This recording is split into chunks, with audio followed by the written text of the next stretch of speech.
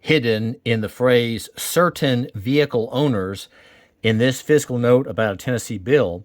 There is the fraud that I'm suing in 3 courts to stop.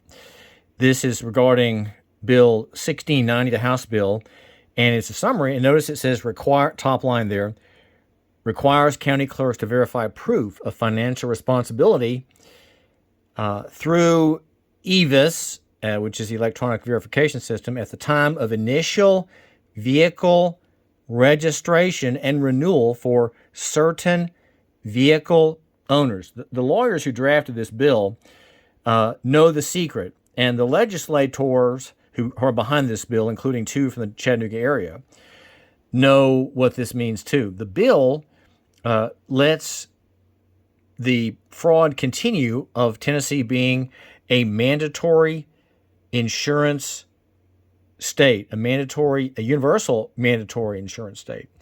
That's what we have in practice, even though the law itself is called a financial responsibility law. What we have is the reluctance of the General Assembly to change the nature of the law from financial responsibility to compulsory insurance, which it can do through the licensing system and the registration system. But it didn't do that in Tennessee.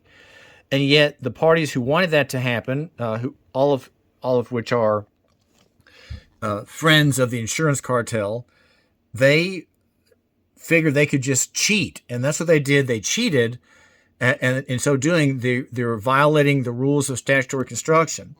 And I caught them at it, the first person to catch these frauds at this game that's been going since 2002, with an improvement in their game in 2016 with the Atwood Amendment that took effect January 1, 2017. I'm suing in 3 courts, and one of them is federal, to stop this fraud. Well, what you have here is the phrase, just look at this again,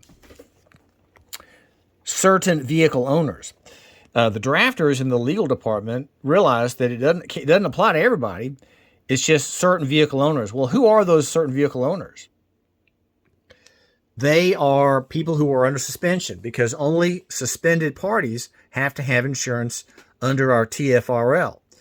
Those are people who have suspended driver licenses, but they get to keep the privilege on condition. And the condition is that they have insurance, not just any operator's and owner's policy, but that they have a motor vehicle liability policy. The law is about that, and it requires that of that group. And if they're not current, well, they may not be able to re-register their car under the bill. But the problem is that everybody's agreeing that the legal language is clear and applicable only to that small group of people who are under suspension up to 5 years. But the game is to make everyone continue believing that everybody has to have insurance, that any registrant, any person with a car who wants to register it as a motor vehicle has to have insurance.